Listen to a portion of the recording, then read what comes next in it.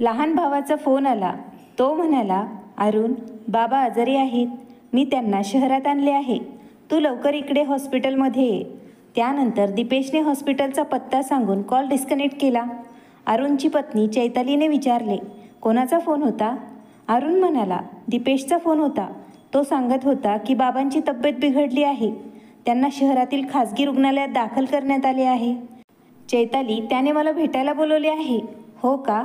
बाबांची तब्येत बिघडली असेल तर त्याने त्यांना सरकारी दवाखान्यात न्यायची असते. त्यांना खासगी दवाखान्यात नेण्याची गरज होती का? गावात एक वैद्यजी होते, त्यांना दाखवायचे असते. अरुण शांत स्वरात म्हणाला, त्यांची तब्येत जास्त बिघडली असेल, त्यामुळेच त्यांना खासगी दवाखान्यात नेलं असेल ना. चैताली म्हणाली, अहो ते काही नाही. त्या दीपेशला पैशांची गरज आहे म्हणून त्याने तुम्हाला कॉल केला. तो कुठून देणार हॉस्पिटलचं बिल? इथे आपणच एक एक पैशाला तडफडतोय. अरुण म्हणाला, ते काल आणलेले 10,000 रुपये घेऊन ये आणि चल, आपल्याला आता जावे लागेल. चैताली चिडून म्हणाली, ते पैसे घराचं भाडं देण्यासाठी घरमालकाला द्यावे लागतील, अन्यथा ते आपल्याला घर रिकामं करायला सांगतील. बाकीचे पैसे माझ्या उपचारावर खर्च करण्यासाठी लागतील. अरुण म्हणाला, मी दुसऱ्याकडून कर्ज मागणार आहे. तू ते पैसे आत्ता घेऊन ये. चल, आता आपण जाऊया. आपल्या मुलांची शाळेची फीही थकीत आहे. अरुण, तू त्यांना स्पष्टपणे नकार का देत नाहीस? तो म्हणाला, चैताली, तो माझा बाप आहे. काहीतरी लाज वाटते का तुला? तू काय बोलत आहेस? अरुण, तुझे वडील भूतकाळात आहेत, पण मी आत्ता वर्तमानात आहे. मला काही झालं तर तू काय करशील? तो म्हणाला, वाद घालू नकोस, पैसे घेऊन ये. चैताली उठताना म्हणाली, हे म्हातारा आजारी पडला आहे, पण पैसे मात्र माझ्याकडेच राहतील. एवढं सांगून ते दोघं पैसे घेऊन दवाखान्यात पोहोचले. त्यांच्या लहान भावाची बायको आणि 2 मुलं त्यांना हॉस्पिटलच्या बाहेर भेटले. अरुण वडिलांच्या वार्डात पोहोचला तेव्हा वडील श्यामप्रसाद बेडवर आरामात बसून काहीतरी विचार करत होते. अरुण आणि त्याची पत्नीने त्यांच्या पायाला स्पर्श केला तेव्हा श्यामप्रसादजी म्हणाले, सुखी राहा. अरुण म्हणाला, तुम्हाला खूप त्रास होतोय का? श्यामप्रसाद म्हणाले, अरे अरुण, माझ्या छातीत दुखत होतं. 2 दिवसांपासून मी दीपेशकडे राहत आहे. असे म्हणत त्यांनी परत त्यांच्या छातीला हात लावला. मी दीपेशला प्रायव्हेट हॉस्पिटलमध्ये येण्यासाठी नकार दिला होता, पण तुझा भाऊ मला इथे घेऊन आला. आता डॉक्टरांनी माझी तपासणी केली आहे. आता संध्याकाळपर्यंत समजेल काय आजार झाला आहे मला. श्यामप्रसादचा लहान मुलगा परत आला होता. तो येताच म्हणाला, बाबा, आता भाऊ आणि वहिनी इथे आले आहेत. मी तुमच्या लहान सुनेला गावाकडे सोडून येतो. तिकडे आई घरी एकटी आहे. श्यामप्रसाद उठून उभा राहिले आणि मग लहान मुलाकडे चालत आले. ते त्याच्या कानात काहीतरी कुजबुजले आणि मग परत येऊन बेडवर बसले. लहान मुलगा व सून गावी गेले. श्यामप्रसाद यांनी अरुणच्या 7 वर्षाच्या मुलाला आणि 10 वर्षाच्या मुलीला जवळ बोलावून त्यांचे लाड करायला सुरुवात केली. दुसरीकडे चैताली खोकत होती आणि विचार करत होती की चांगली आपत्ती आली आहे. या म्हाताऱ्याचे ऑपरेशन केले तर किती खर्च येईल माहीत नाही. हे 10,000 आता गेले असे दिसत आहे मला. श्यामप्रसाद यांचा रिपोर्ट सायंकाळी आला. डॉक्टर म्हणाले, काळजी करण्यासारखे काही नाही. हे हृदयाचे दुखणे नाही, त्यांना गॅसचा त्रास आहे.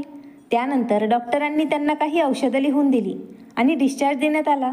मात्र तरीही तपासणी आणि औषधांचा खर्च 3,000 रुपयांवर पोहोचला होता. जे खर्च अरुणलाच द्यावा लागला. गॅसच्या किरकोळ दुखण्यावर 3,000 रुपये खर्च करावे लागले. असा विचार करून चैतालीला अश्रू अनावर झाले आणि ती एकीकडे खूप समस्यांना तोंड देत आहे. आता घरी निघताना म्हातारा परत पैसे मागू शकतो अशी भीती तिला अजूनही वाटत होती. डिस्चार्ज झाल्यानंतर अरुणने वडिलांना त्याच्या भाड्याच्या घरात आणले. अरुणचा लहान भाऊ दीपेश पण तिथे आला होता. श्यामप्रसाद म्हणाले, बेटा, तुझ्या या लहान खोल्यांमध्ये मी झोपू शकणार नाही, म्हणूनच मी रात्रीच्या ट्रेनने गावी परत जाईन. इकडे ये आणि थोडा वेळ माझ्यासोबत बस. अरुण श्यामप्रसादजी यांच्या जवळ बसला होता. त्याला वाटले, आता बाबा पैसे मागतात की काय. श्यामप्रसादजी म्हणाले, बेटा, तू मला खूप काळजीत दिसत आहेस. काही प्रॉब्लेम आहे का? अरुण म्हणाला, नाही बाबा, मला इकडे काम मिळत नाहीये म्हणूनच मी काळजीत आहे. बाकी सर्व ठीक आहे. श्यामप्रसादजी म्हणाले, मग तरीही तू इथे शहरात का पडून आहेस? चल, गावाला जाऊया. अरुण काहीच बोलला नाही. तेव्हा त्यांनी त्यांच्या लहान मुलाची बॅग उघडली. नंतर त्यांनी त्या बॅगेत हात घातला आणि 100च्या नोटा असलेले 2 बंडल काढून अरुणला देत ते म्हणाले, हे घे आणि ठेव. अरुणने वडिलांच्या हातात 1,00,000 रुपये पाहिले तेव्हा त्याचे मन आनंदाने भरून आले. आता अरुणची त्याच्या वडिलांकडून पैसे घेण्याची हिंमत होत नव्हती. तेव्हा श्यामप्रसादजी म्हणाले, मला माहीत आहे अरुण, तुला लहानपणापासून मनातील गोष्टी लपवायची सवय आहे, पण मी तुझा बाप आहे. मला पहिल्याच नजरेत समजले तू काळजीत आहेस. माझी सुनबाई पण आजारी दिसत आहे. मुलांच्या अंगावरचे कपडेसुद्धा फाटले आहेत. तुझ्या लहान भावाकडून शिक जरा काही, जीव कसा लावायचा. पैसे काय रे, आज आहेत उद्या नाहीत. पण दीपेश आणि तू माझ्यासाठी खूप अनमोल आहात.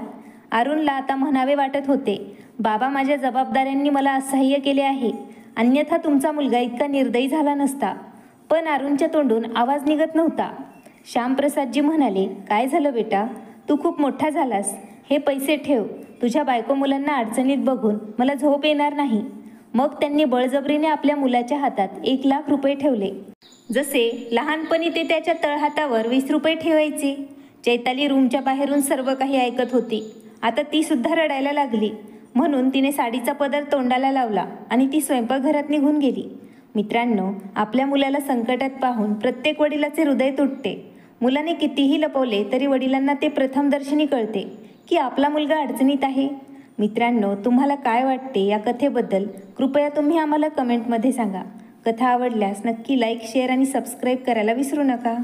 धन्यवाद. आभारी आहोत.